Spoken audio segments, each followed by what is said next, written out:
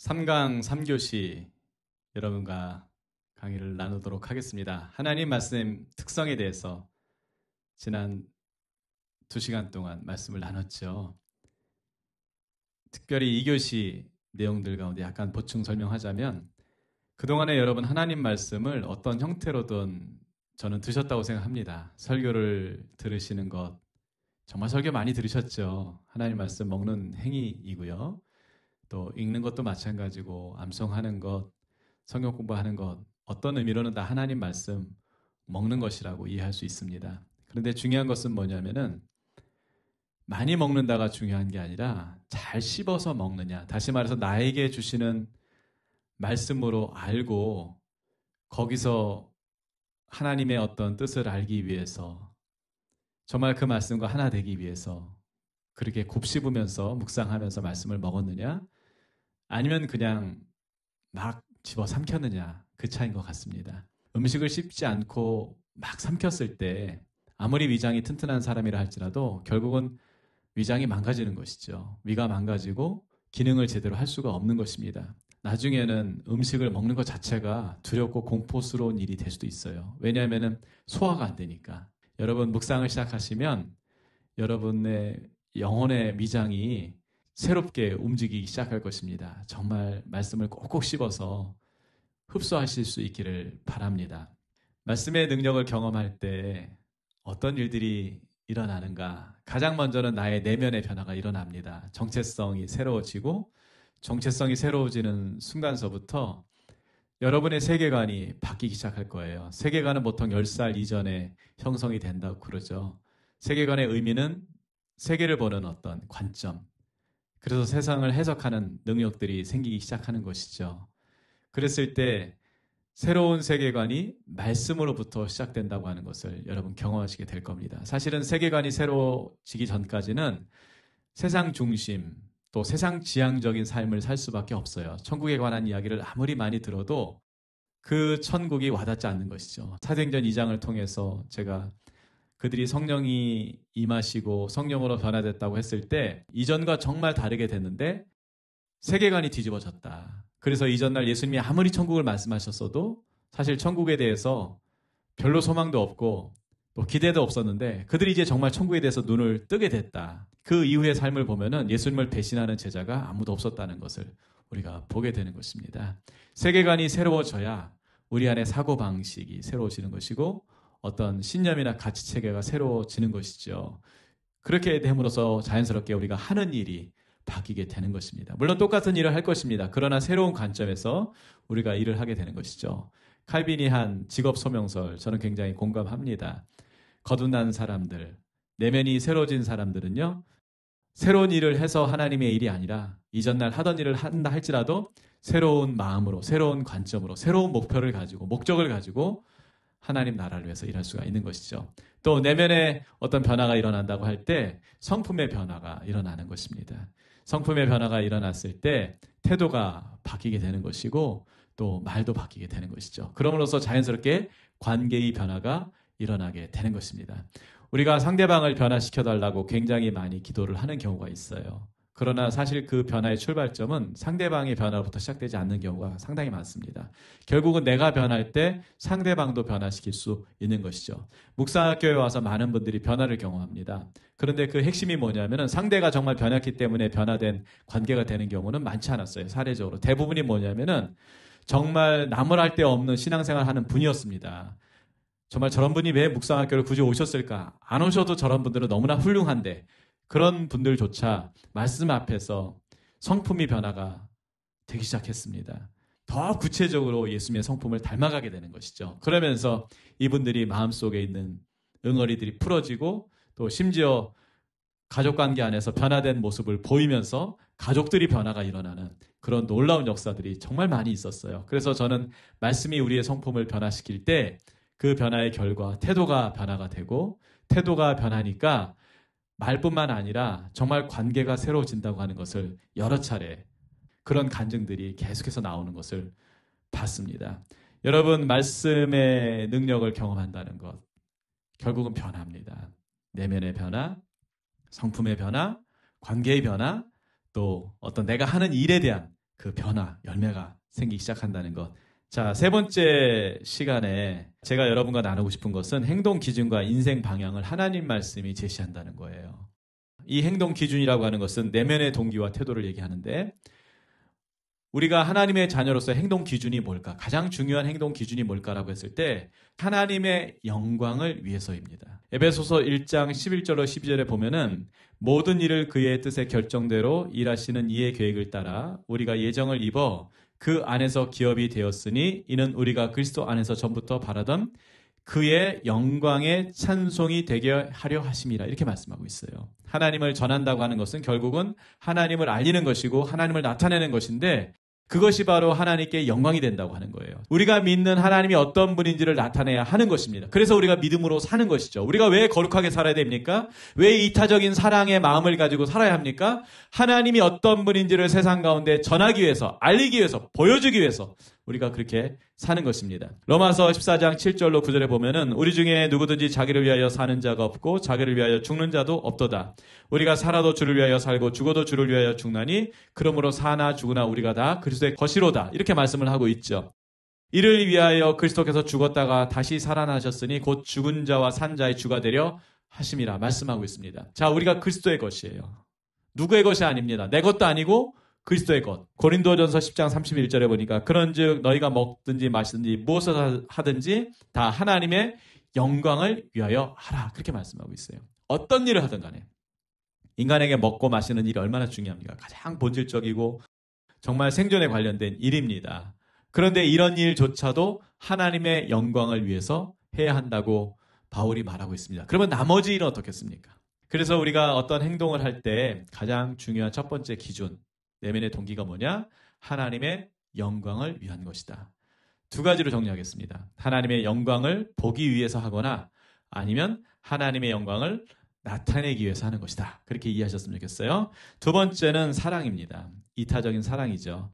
예수께서 이르시되 내 마음을 다하고 목숨을 다하고 뜻을 다하여 주 너의 하나님을 사랑하라 하셨으니 이것이 크고 첫째 되는 계명이요 둘째도 그와 같으니 내 이웃을 내 자신과 같이 사랑하라 하셨으니 이 두 계명이 온 율법과 선지자의 강령이니라.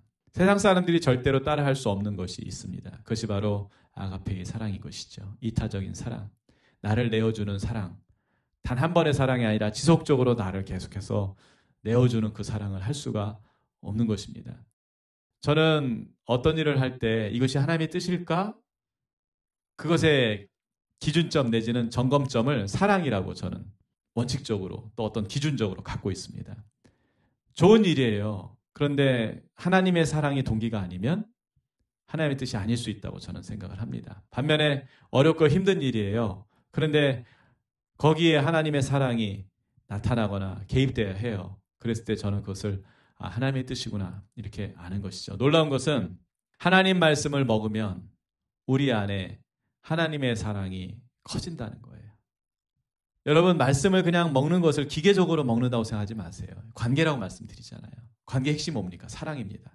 하나님 말씀을 계속 먹는 거예요.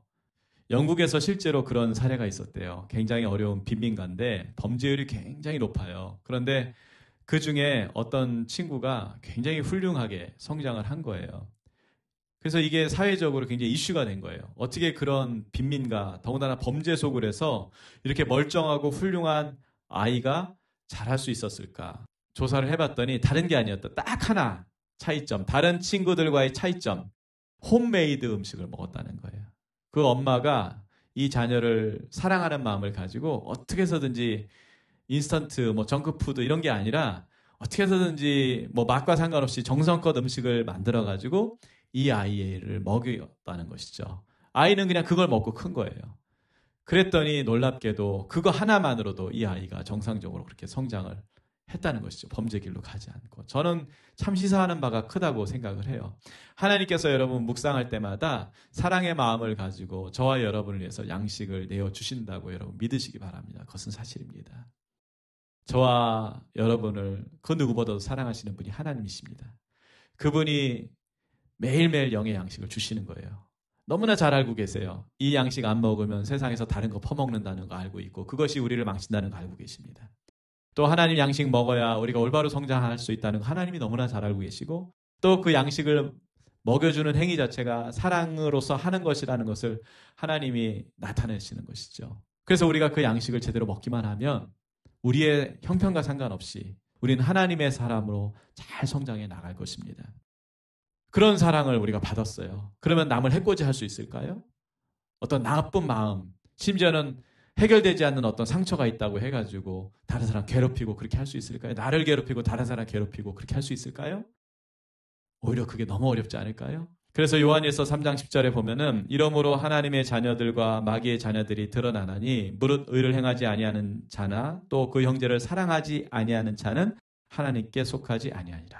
여러분, 이 사랑에 대해서 분명한 것은 우리가 받지 않고서는 할 수 없다.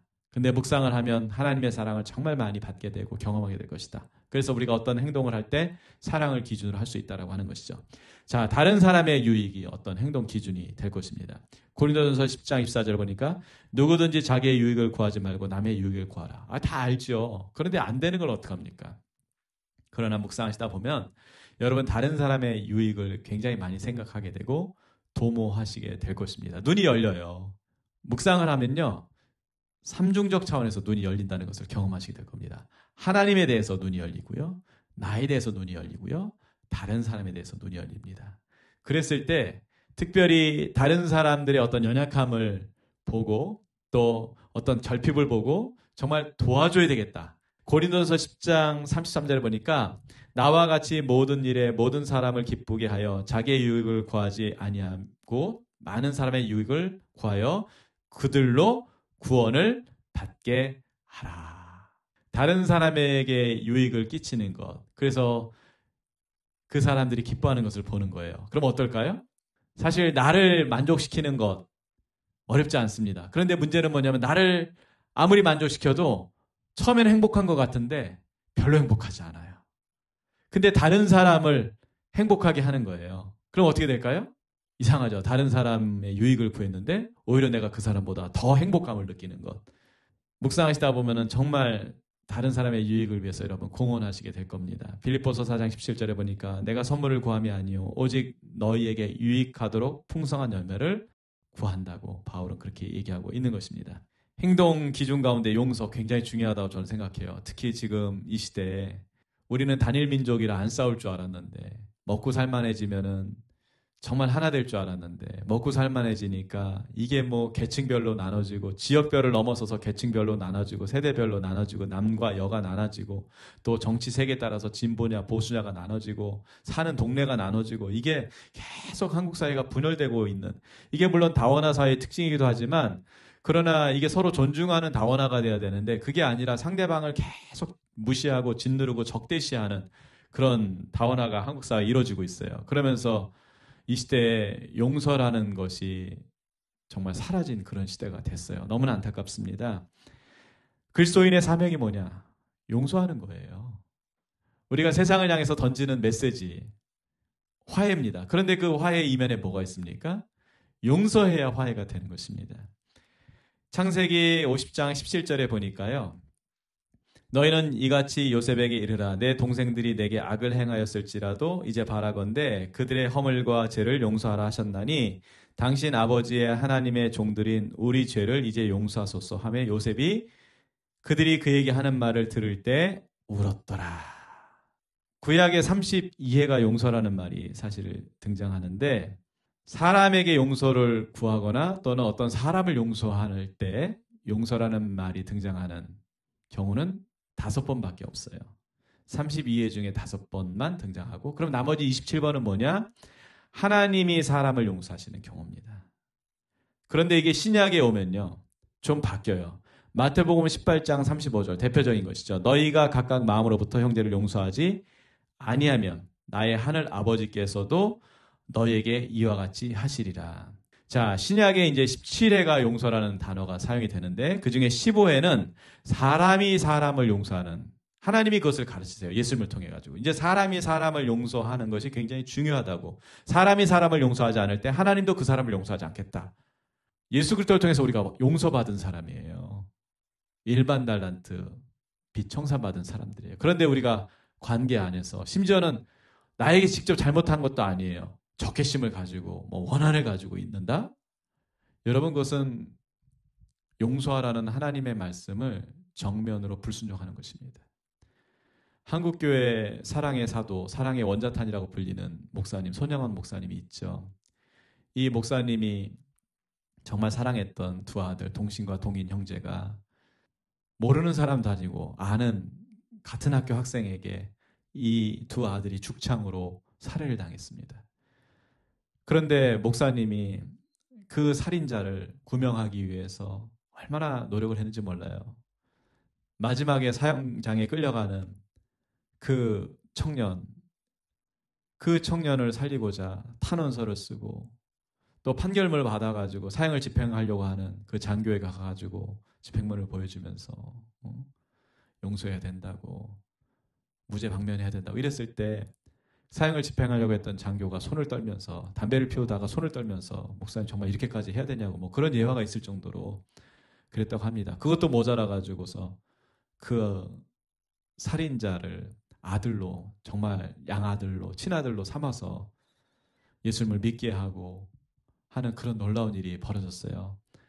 그때 분개했던 딸이 있었죠. 손동희 권사님이. 아버지의 행동을 도저히 이해할 수 없어가지고 막 울며 불며 말렸다고 그래요. 우리 오빠들 죽인 저 원수를 어떻게 이렇게 할 수가 있냐고. 뭐 용서하는 것까지는, 방면하는 것까지는 내가 이해하겠는데 어떻게 저거를 양아들을 삼을 수 있냐고. 근데 그때 손영원 목사님이 그런 얘기를 하셨대요. 그 따님에게, 동희야, 아빠가 일제시대 때 신사참배 안에서 감옥살이 한 거 알고 있지? 정말 고생 많이 했지? 아빠가 왜 그렇게 했는 줄 알아? 어린 너희들 남겨두고 왜 그렇게 고생했는 줄 알아? 하나님 외에 다른 신을 섬기지 말라는 하나님 말씀이 있었기 때문에 내가 신사참배 안 한 거야. 그 말씀만 지켜야 되는 것이 아니라 원수를 사랑해야 된다고 하는 이 말씀도 지켜야 되는 거야. 그러면서 그 목사님이 원수를 사랑하라는 말씀 때문에 용서하고, 원수를 사랑하라는 말씀 때문에 결국은 양아들 삼는 그런 일이 벌어졌어요. 제가 묵상하면서 정말 용서하기 힘든 사람 안 만난 게 아니에요. 만났어요. 정말 용서할 수가 없었어요. 그런데 주님께서 말씀하셨어요. 용서해야 된다. 그래서 아무 조건 없이 용서했어요. 심지어 호의를 베풀었어요. 그랬더니 그 대상이 정말 눈물을 흘리면서 잘못했다고 하는 그런 경우가 있었어요. 알았어요. 용서하지 않으면 그 사람도 죽이고 결국은 나도 죽겠구나. 여러분, 우리 왜 용서해야 됩니까? 우리 멋있어 보이려고 용서해야 될까요? 내가 이렇게 큰 그릇이라는 것을 보여주려고 용서해야 될까요? 아닙니다. 이것이 십자가의 도구, 이렇게 함으로써 죄인된 사람을 살릴 뿐만 아니라 또 용서하지 않음으로써 망가질 수밖에 없는, 원한을 가지고 망가질 수밖에 없는 나를 살리기 위해서 주님께서 용서하라고 말씀하신 거예요. 용서할 때 중요한 태도가 있어요. 에베소 4장 32절에 보면은 서로 친절하게 하며 불쌍히 여기며 서로 용서하기를 하나님이 그리스도 안에서 너희를 용서하심과 같이 하라. 친절하게 하래요. 불쌍히 여기래요. 그래서 그리스도께서 우리를 용서하신 것처럼 우리가 용서하래요. 베드로 주님이 용서하셨잖아요. 요한복음 21장에 나오잖아요. 어떻게 용서하셨습니까? 3번 부인했으니까 빠따 3대 쳐서 용서하셨습니까? 아니죠. 예수님이 입으로 용서하시면서 속으로는 뒤끝 있으셨습니까? 아닙니다. 정말 용서하셨어요. 심지어는 그 베드로, 밤새도록 수고한 그 베드로, 아무것도 못 잡은 베드로, 예수님이 친히 불을 피우시고 고기를 굽고 생선을 마련하시고 배불리 먹여주시면서 베드로 용서하셨어요. 베드로의 수치를 씻을 수 있도록 너 왜 나 배신했니? 그렇게 물으신 것이 아니라 네가 나를 사랑하느냐? 주님 3번이나 물어봐 주셨어요. 베드로 정말 찔렸을 거예요. 그러나 그가 예수님께 용납되고 용서됐다고 하는 것을 그날 충분히 경험했을 거라고 저는 믿습니다. 여러분, 우리가 하나님 용서 없이 살아갈 수 있습니까? 구원받을 때 용서만 필요한 것입니까? 아닙니다. 우리가 얼마나 하나님께 부족합니까? 굉장히 위선적이고 가식적일 때 많아요. 그럼에도 불구하고 뻔뻔하게 우리가 주님 앞에 나올 때마다, 주님의 보혈을 의지할 때마다 주님은 마치 아무 일이 없었다는 듯이 우리를 용서하실 뿐만 아니라 심지어 웃음으로 우리를 맞아 주시지 않습니까? 그럼 그 주님이 우리에게 요구하는 것이 있다면은 너희도 다른 사람을 용서해라. 주님이 그렇게 말씀하시는 것입니다. 여러분, 강압적이고 무례한 용서가 있어요. 조건을 다는 용서가 있어요. 그것은 용서가 아닌 것이죠. 마태복음 18장 21절로 22절에 보면은 얼마나 용서를 해야 되는지에 대한 교훈이 있습니다. 그때 베드로가 나와 이르되 주여, 형제가 내게 죄를 범하면 몇 번이나 용서하여 주리이까? 7번이나 하오리이까? 예수께서 이르시되 내게 이르노니 7번뿐만 아니라 7번을 70번까지라도 할지니라. 그래서 어떤 분이 그럼 490번만 하면 되겠네. 여러분, 그게 아니라요, 이게 완전수를 뜻하는 거예요. 완전수. 또 어떻게 보면요, 이게 무한 반복을 뜻하는 거예요. 무한 반복. 계속해서 용서하라고 말씀하는 것입니다. 자, 이 기준을 가지고 여러분 어떤 인생의 방향을 정하실 수 있다고 저는 생각을 해요. 적어도 우리 행동의 기준을, 매일매일 행동의 기준을 이 네 가지를 가지고 충분히 정할 수 있다고 생각해요. 아주 중요한 울타리인 것이죠. 첫 번째가 뭐였습니까? 하나님의 영광이었고요. 두 번째가요, 사랑이었고요. 세 번째가요, 다른 사람의 유익을 구하는 것이었고요. 네 번째가 용서하는 것. 내면의 중요한 기준이 될 수 있다고 저는 보고, 묵상하면서 여러분 이런 것들을 정말 견고히 세워갈 수 있을 것입니다. 두 번째로는 이제 인생의 방향을 얘기하고 싶은데, 시편 119편 105절에 보면은 주님의 말씀이 우리 발에 빛이라고, 또 우리 발에 등불이라고 분명히 말씀하고 있어요. 이사야서 48장 17절에 보니까 너희의 구속자시오 이스라엘의 거룩하신 이인 여호와께서 이르시되 나는 내게 유익하도록 가르치고 너를 마땅히 행할 길로 인도하는 내 하나님 여호와니라. 이렇게 말씀하고 있어요. 하나님 어떤 분이십니까?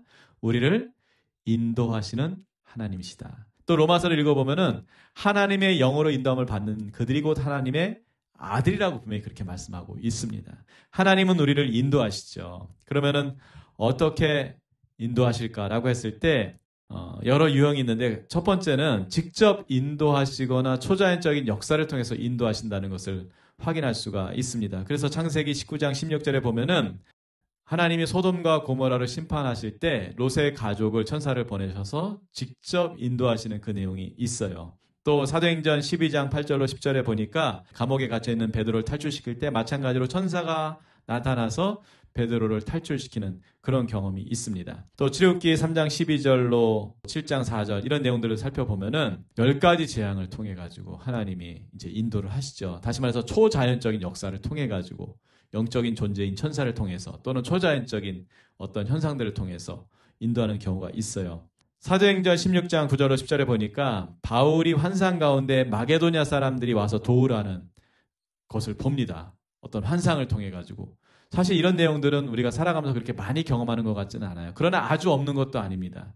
저는 여러분들이 어떻게 이해하실지 모르겠는데 정말 많은 선교지의 선교사님들의 이야기를 제가 듣게 됐어요. 교제하게 됐고, 사실 묵상하면서 이제 얻게 된 하나의 축복이죠. 정말 말씀을 사랑하고 묵상하고 경외하는 그런 많은 선교사님들 제가 교제를 하고 있거든요. 그분들이 조심스럽게 어떤 경험했던 신비적인 이야기들을 하는 경우가 있어요. 근데 비슷한 얘기들을 합니다. 뭐 똑같지는 않지만 이런 비슷한 내용들을 얘기하는 것을 제가 이제 듣게 되는 것이죠. 또 환경이 순적하게 열리거나 전혀 열리지 않는 것으로 하나님이 우리를 인도하십니다. 사도행전 16장 6절로 7절에 보니까 성령이 아시아에서 말씀을 전하지 못하게 하시거늘. 자, 말씀을 전하는 것이 바울의 사명인데 성령께서 아시아에서 말씀을 전하지 못하게 하셨다는 거예요. 무시아 앞에 이르러 비두니아로 가고자 애쓰되 예수의 영이 허락지 않으셨다고 그렇게 심지어 얘기하고 있어요. 말씀을 전하려고 하는데 성령이 방해를 하지 않나. 심지어 이제 그걸 또 예수의 영이라고 표현하면서 방해하지 않나. 근데 그 다음에 어떤 일이 벌어지냐면요. 사도행전 16장을 살펴보면은 놀랍게도 그 다음에 어쨌거나 이 바울과 실라가 빌립보 감옥에 갇혀가지고 결국은 간수를 구원하는 그런 일이 벌어지는 거예요. 그러니까 결론을 놓고 보면 어떻게 해석이 되냐면은 바울이 아시아로 가지 못하고 또 원했던 어떤 지역으로 가지 못하게 성령께서 막으셨는데 원인이 뭐냐? 빌립보에 있는 이 간수와 간수의 가족들을 구원하시기 위해서 막으셨다고 하는 그런 결론을 보게 되는 것입니다. 또 사람을 통해 가지고 하나님이 인도하시죠. 사도행전 17장 15절에 보니까 바울을 인도하는 사람들이 그를 데리고 아덴까지 이르러 그에게서 실라와 디모데를 자기에게로 속히 오게 하라는 명령을 받고 떠나니라. 자, 바울을 인도했어요. 누가요? 사람들이. 바울이 여기 위탁해가지고 또 이동을 합니다. 제가 아까 시편 119편 105절 말씀을 잠깐 소개했는데 주의 말씀은 내 발의 등이요 내 길의 빛이니이다. 자, 이 말씀을 경험하지 못해요. 그러면 어떻게 될까요?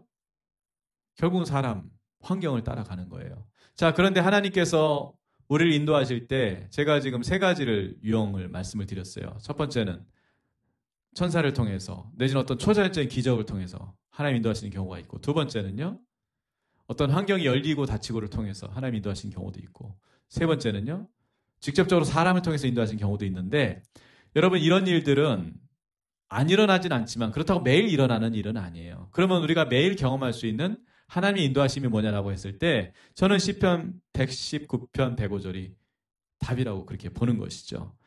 일상적으로 가장 많이 우리가 경험하게 되는 것은 결국은 말씀을 통해서 인도함을 받는 것인데, 저는 기독교 영성가인 리처드 포스터가 밝히고 있는 세상의 빛 세 가지 요소를 기억합니다. 그게 뭐냐면은 돈, 성, 권력이라고 하는 거예요. 이 세 가지. 이것은 자기중심, 자기만족, 자기유익, 자기 영광으로 귀결이 되는 요소들입니다. 결국 여기를 따라가는 거예요. 세상의 빛을 따라가는 거예요.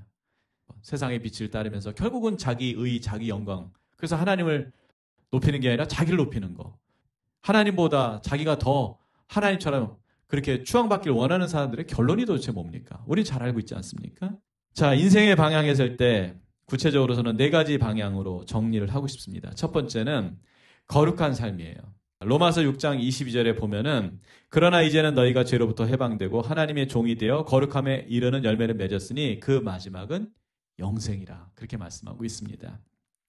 데살로니가전서 5장 23절로 24절에 보니까 평강의 하나님이 친히 너희를 온전히 거룩하게 하시고 또 너희의 온 영과 혼과 몸이 우리 주 예수 그리스도께서 강림하실 때 흠없게 보존되기를 원하노라. 너희를 부르신 이는 미쁘시니 그가 또한 이루시리라. 이렇게 말씀하고 있어요. 하나님의 뜻이 뭡니까?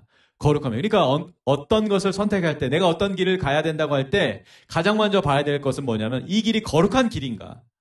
과연 거룩함을 유지할 수 있는 길인가? 거룩함으로 가는 길인가? 그것을 살펴봐야 하는 것이죠. 두 번째는 선하고 의로운 삶입니다. 에베소서 2장 10절에 보니까 우리는 그가 만드신 바라 그리스도 예수 안에서 선한 일을 위하여 지으심을 받은 자니 이 일은 하나님이 전에 예비하사 우리로 그 가운데서 행하게 하려 하심이라. 자, 우리가 선한 일을 위하여 지으심을 받았다는 거예요. 구원의 목적이 이것입니다. 선한 일을 해야 되는 거예요. 하나님이 선하십니다. 그 선하심을 나타내야 되는 것이죠. 뭘 통해 나타냅니까? 선한 일을 통해서 나타내는 것입니다. 선한 양심을 가지라. 이는 그리스도 안에 있는 너희 선행을 욕하는 자들로 그 비방하는 일에 부끄러움을 당하게 하려 함이라. 선을 행함으로 고난받는 것이 하나님의 뜻일진데 악을 행함으로 고난받는 것보다 나으니라. 다시 말해서 선한 일을 포기하지 말아라. 선으로 악을 이겨라. 그것을 얘기하고 있는 것입니다. 계속 선을 나타내야 되는 것입니다. 악에게 대항하는 방법이 무엇입니까? 악을 비난하는 게 아니에요. 악에게 폭력을 행사하는 것이 아닙니다. 주님이 말씀하시는 것이 무엇입니까? 선으로 악을 이겨라. 악이 선을 괴롭힌다 할지라도 참고 견뎌내라. 그것을 주님께서 말씀하시는 것입니다. 화평을 이루며 화해를 중재하는 삶. 우리가 나아가야 될 방향인 것입니다. 마태복음 5장 9절에 보니까 화평하게 하는 자는 복이 있나니 그들이 하나님의 아들이라 일컬음을 받을 것이라고 분명히 말씀하셨어요. 고린도후서 5장 18절에 보니까 모든 것이 하나님께로서 났으니 그가 그리스도로 말미암아 우리를 자기와 화목하게 하시고 또 우리에게 화목하게 하는 직분을 주셨다. 그렇게 말씀하고 있어요. 여러분, 세상은요 점점 더 분쟁이 많아질 겁니다. 왜냐하면 자기의 어떤 권리들을 사람들이 절대 포기하지 않거든요. 계속 주장할 거거든요. 그럼 권리와 권리가 충돌합니다. 어떻게 되겠습니까? 다툼밖에 일어날 것이 없는 거예요. 그랬을 때 하나님이 우리에게 요구하시는 것이 무엇입니까? 화목해 하라는 거예요. 화목해. 그 화목의 의미가 뭐예요? 예수님이 십자가를 지셨어요. 당신이 죽어 주셨습니다. 이게 기독교 신앙의 능력이고 복음의 핵심이에요. 예수님이 죽지 않는 십자가. 예수님이 안 죽는 거예요. 권리를 내세우고 계속 잘못을 지적하고 심판하시기만 하고 십자가에서 죽지 않으시는 거예요. 그리고 우리에게 화해를 하셨다고 말씀하시는 거예요. 우리를 내어주지 않으면 우리 자신이 십자가에 달리는 것을 두려워하면 여러분 화해는 이루어지지 않을 겁니다. 이산가족 상봉 처음 시작됐을 때 MBC 기자가 북한의 기독교인들 만나서 인터뷰했던 내용을 제가 정말 잊을 수가 없어요. 정말 그때 빵 터졌습니다. 그들이 이제 위장을 한 것이죠. 자기가 기독교인이고 신앙을 지키고 살았고 우리는 종교의 자유가 있는 국가라고, 우리 기독교인이라고, 우리 수령님과 상관없다고, 신앙 자유 있다고 막 떠들었어요. 그래서 기자가 이제 물어봤어요. 예수님 사랑하시냐고. 그랬더니 아이고 사랑해야 돼요. 그 남한 동포들 얘기했더니 아유 동포니까 사랑해야 돼요. 그런 얘기 하는 거예요. 그래서 그러면 저 미군들은 어떻게 생각했더니 기자 양반 미군을 어떻게 사랑합니까? 미군은 까부셔야 돼요. 이런 얘기를 하는 거예요. 그래서 기자가 아니 예수님이 성경에 원수를 사랑하라고 그랬는데 어떻게 아니 그러니까 원수는 사랑하지만 마귀 새끼는 까부셔야 돼요. 미제는 마귀야요. 이런 얘기를 하는 걸 제가 듣고서 그때 정말 빵 터졌는데 아 이 사람들 가짜구나 그때 알았어요. 여러분 사람을 마귀처럼 생각하시면 안 됩니다. 불신자들은 다 마귀의 자녀예요. 그런 의미에서 마귀 새끼라고 하면 제가 할 말은 없는데 여러분 예수님이 그 마귀 새끼들을 구원하기 위해서 오셨습니다. 마귀의 자녀들을 구원하기 위해서 오신 거예요. 마귀는 영적인 존재입니다. 사람이 아니에요. 그냥 마귀의 수하들만 있을 뿐이에요. 그러면 그 수하들 마귀에게 영향받는다고 다 몰살시켜버리면 과연 누가 구원을 받겠습니까? 여러분 예수님이 그러려고 십자가 지신 게 아니에요. 힘겨운 싸움을 하신 게 아니에요. 우리가 그걸 이해해야 하는 것이죠. 우리의 사명은 뭡니까? 사랑하는 거예요. 우리의 사명은 뭡니까? 그 사랑으로 섬기는 거예요. 그거 외에 다른 방법이 없는 거예요. 어떻게 우리가 불신자들을 굴복시킬 수 있습니까? 힘으로? 제도로? 성시화하면 됩니까? 기독교 국가 되면 된다고 생각하십니까? 아니요, 여러분. 다 실패했습니다. 굉장히 낡은 사고 방식이에요. 유일한 방법이라면 예수님이 쓰신 방법 뭡니까? 사랑인 것입니다. 사랑과 섬김의 삶을 산 사람들 너무나 유명한 분들이 많이 있는데 그중에 이제 칼 파워스라고 하는 분 너무나 유명하죠. 김정한 목사님을 위해서 헌신했던 병사입니다. 대학에 가고 싶은데 돈이 없어가지고 한국 전쟁에 참전하게 됐고 그 당시 하우스보이 하던 김정한이라는 이 소년을 칼 파워스가 돌봅니다. 자기가 대학 가야 하는데 그 돈을 모아놨는데 그걸 이제 이 소년 김정한을 위해서 쓰게 되고 뒷바라지 하느라고 결국은 자기는 결혼도 못하고 독신으로 살게 됐죠. 이 내용을 김요셉 목사님, 아들 김요셉 목사님이 쓰신 삶으로 가르치는 것만 남는다. 참 좋은 책입니다. 한 번쯤 읽어볼 만한 책이에요. 그 책에 이 내용이 자세히 나옵니다. 칼 파워스와 이 김정한 목사님의 예화를 소개하면서 김요셉 목사님이 그런 내용을 썼어요. 제가 참 거기에 감동을 받았어요. 모두가 김정한처럼 될 수는 없지만 칼 파워스처럼 될 수는 있다. 아 정말 공감이 되는 거였어요. 여러분 하나님 나라의 주연은 누굴까요? 많은 분들이 어떻게 삶을 살아야 될까? 과연 내가 어떻게 인생을 살아가고 내 방향이 뭘까? 내 길이 뭘까? 하나님 부르심 뭘까? 저는 여러분에게 아주 기본적인 네 가지 방향, 전방향이라고 얘기하고 싶은데 이 방향으로 가면 틀림없다. 이 방향으로만 간다면 여러분이 가는 길이 맞는 길이다. 저는 그렇게 자신 있게 말씀드릴 수 있습니다. 네 가지 방향입니다. 첫 번째는 거룩함이고요. 두 번째는요. 선하고 의로운 삶이고요. 세 번째는요. 화평을 이루는 삶이고요. 네 번째는요. 사랑에 근거한 섬김의 삶이라고 하는 것입니다. 그러면 여러분 틀림없이 인생의 방향 잘 찾아갈 수 있을 거라고 생각을 합니다. 자, 묵상을 위한 연습 이번 주에 좀 해보셨으면 좋겠어요. 이제 15분 동안 말씀 앞에 머무르는 그런 시간을 가질 텐데 그동안에는 이제 그냥 무조건 앉아서 5분, 10분 머물렀잖아요. 이제 두 가지 단계를 여러분 좀 하셨으면 좋겠어요. 첫 번째는 뭐냐면요. 회개하는 시간을 가지셔야 돼요. 그런데 그냥 무조건 회개하는 것이 아니라 회개도 인격적으로 하는 것이 굉장히 중요합니다. 저는 인격적 회개를 굉장히 강조해요. 왜냐하면은 우리가 관계 속에서 뭔가를 잘못했어요. 그러면은 그 잘못한 것에 대해서 사과를 하는 것이 진정한 사과 아닙니까? 근데 그게 아니라 그냥 뭉뚱거려가지고 아, 내가 잘못했어. 부부싸움도 보면 그래요. 그랬을 때 이제 화를 돋구는 경우가 굉장히 많아요. 사과를 아니하는만 못한 그런 일들 많이 일어나는데 여러분 하나님 앞에 나가서도 정직하게 잘못한 것을 잘못했다고 얘기하지. 그냥 뭉뚱거려가지고 하나님 제가 죄인입니다. 또 하나 안 된다고 해가지고 회개를 안 하는 경우가 있어요. 자꾸 넘어지는 거죠, 죄에. 그러니까 그거를 회개를 안 하는 거예요. 여러분 그렇게 하지 마십시오. 넘어지는 한이 있더라도 오늘 회개하십시오. 그리고 소망하세요. 하나님 말씀으로 채워져서 말씀이 작동하기 시작할 때 제가 더 이상 그런 죄를 짓지 않을 것입니다. 저의 능력이 아니라 하나님의 능력으로, 말씀의 능력으로 그렇게 될 것을 믿습니다. 하면 되는 것입니다. 오랜 시간을 회개하는 게 아니에요. 인격적 회개라고 하는 것은 적어도 그 시간에 한 가지를 회개하시면 됩니다.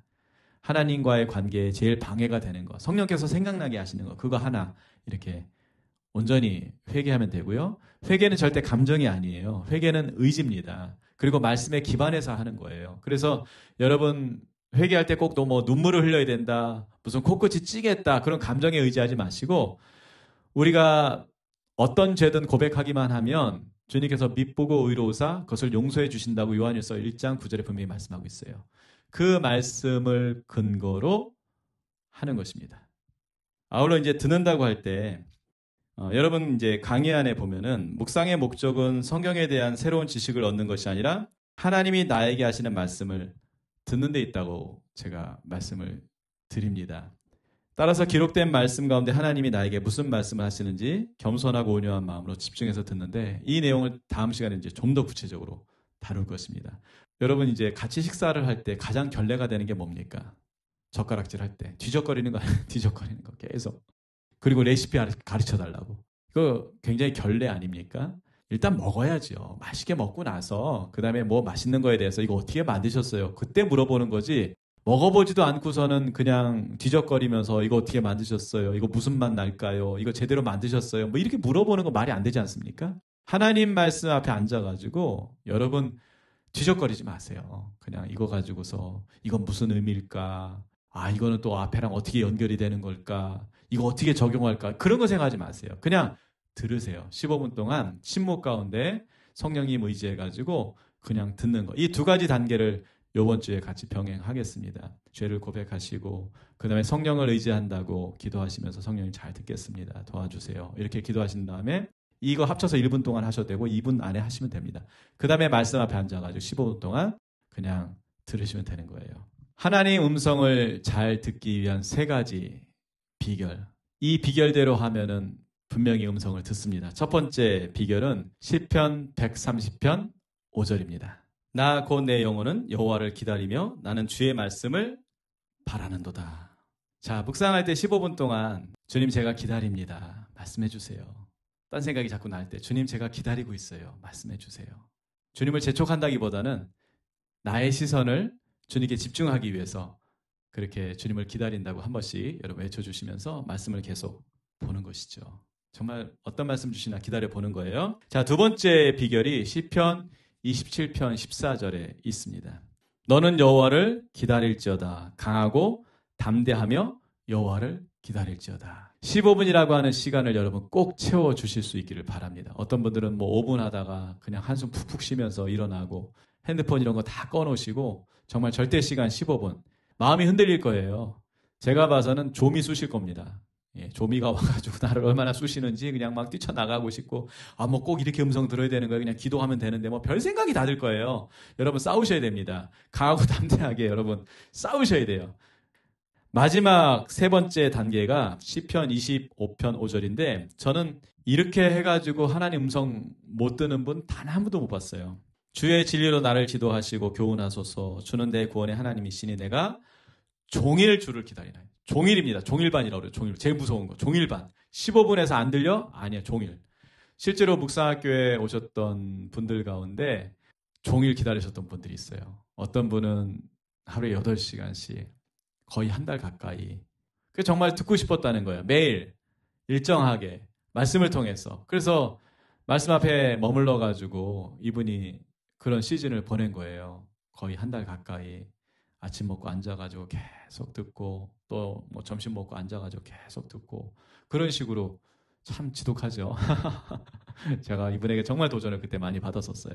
제가 그렇게 못 해봤거든요. 근데 이분이 그렇게 한 거예요. 그러면서 어느 날 유레카 하나님 찾아오셨다고 자기가 음성 듣게 됐다. 그래서 그날 너무 기뻐가지고 때마침 눈이 왔대요. 그날 그래가지고 아무도 없는 운동장에 가가지고 논밭을 막 뒹굴면서 주님과 러브스토리를 찍었다고 그런 얘기를 했어요. 제가 아유 잘하셨다고 말하지만 내심 너무 얼마나 부러운지.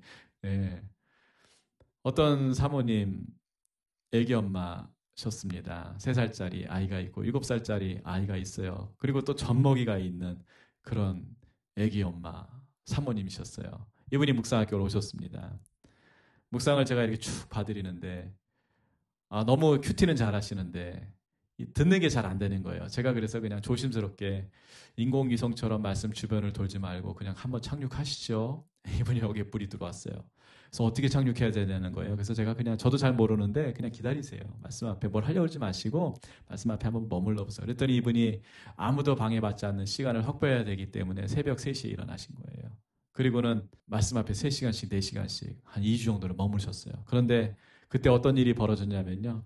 공교롭게도 아이가 깨기 시작하는 거예요. 엄마가 그러고 있으니까 엄마 노트에다 그림 그리고 좀 있으면 이제 젖먹이 또 일어나는 거예요. 젖 달라고. 그럼 어떻게 합니까? 그거 뭐 우유병을 말리든지 뭐 물리든지 뭐 어쩌든지 그러면서도 이분이 하나님 앞에 그냥 기다리기로 결정하고 어떻게 해서든지 하나님 앞에 머물러 본 거예요.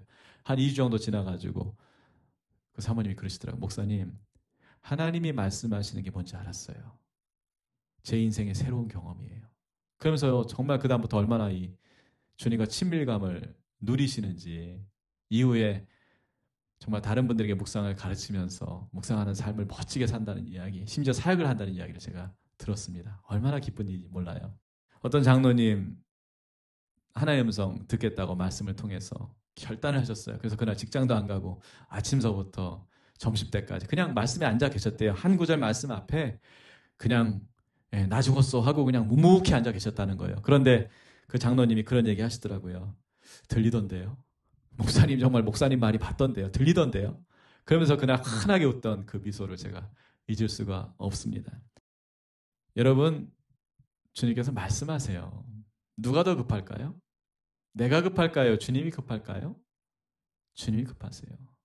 주님은 우리를 너무나 잘 알고 계세요. 주의 음성 안 들으면 어떤 길로 간다는 것을 잘 알고 계세요. 그래서 요한복음 10장 27절에서 주님께서 말씀하시잖아요. 내 양은 내 음성을 듣는다.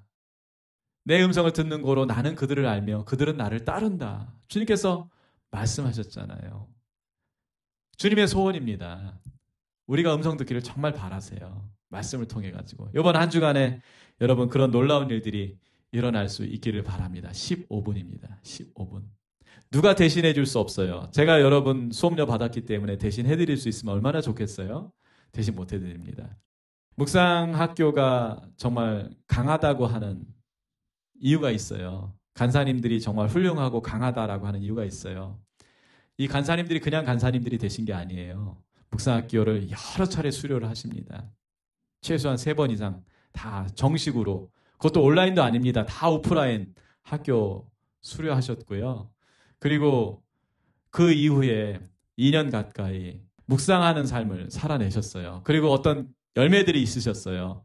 그게 검증이 된 분들을 제가 하나님 음성 들으면서 콜링을 했거든요. 묵상학교로 좀 와서 도와주세요. 함께 사역하십시다. 했을 때 단 한 분도 거절하지 않고 오셔가지고 계속해서 묵상하는 삶을 살아내고 또 이 학교가 시작될 때마다 여러분 학생분들과 똑같이 간사님들도 5분씩 머물고 10분씩 머물고 15분씩 머물고 똑같이 같은 본문 묵상에 가면서 여러분과 함께 멘토로서 또 코치로서 조금 더 앞서 묵상을 했던 사람으로서 여러분에게 도움을 드리고 있거든요. 섬기고 있거든요. 여러분 정말 잘 오셨고요. 또 부탁드립니다. 성령님을 의지하세요. 그리고 말씀 앞에 이번 한 주간 한 구절 한 구절 말씀 앞에 15분 동안 앉아서 음성 들을 때 정말 이전날 경험하지 못했던 말씀의 능력을 또 말씀의 생수를 분명히 경험할 수 있을 것이라 믿습니다. 우리 간사님들 도와드릴 것입니다. 함께 하시면서 말씀의 풍성한 만찬을 누리실 수 있기를 바랍니다. 기도하겠습니다. 사랑의 하나님 감사합니다. 주님이 사랑하시는 귀한 자녀들이 이곳에 왔습니다. 하나님 말씀을 하나님 말씀으로 믿기 때문에 이 자리에 함께 있습니다. 이 학교에 함께 있습니다. 성령님 정말 말씀의 맛을 보게 해주십시오. 정말 말씀을 꼭꼭 씹어 먹어서 말씀과 하나 되게 해주십시오. 말씀으로 배부르게 해주십시오. 그리고 말씀의 능력을 경험하게 해주십시오. 나의 전 존재를 변화시키는 말씀의 능력, 나의 성품과 나의 태도와 나의 관계와 나의 삶을 또 나의 일을 변화시키는, 사역을 변화시키는 말씀의 능력을 경험할 수 있도록 축복해 주십시오. 하나님의 영광을 바라봅니다. 정말 주님의 사랑으로 행할 수 있기를 구합니다. 거룩하고 의로운 삶을 살 수 있기를 원합니다. 다른 사람의 유익을 구하며 용서하는 삶, 또 화해의 삶을 살아낼 수 있도록 주님 우리를 축복해 주십시오. 이 모든 것이 하나님 말씀 안에 있습니다. 정말 하나님의 성령으로 된 말씀 안에 있습니다. 주님 말씀을 믿습니다. 말씀대로 행하여 주시옵소서. 한 주간 묵상할 수 있도록 축복하시고 묵상의 자리에 앉아있는 저희들 주님의 음성 잘 들을 수 있도록 도와주십시오. 성령님 제발 부탁합니다. 도와주십시오. 예수님의 이름으로 기도드렸습니다. 아멘. 네, 여러분 강의 들으시느라고 정말 수고 많으셨습니다. 사랑하고 존경합니다. 하나님께서 말씀을 통해 행하실 것입니다. 다음 주에 찾아뵙겠습니다. 샬롬.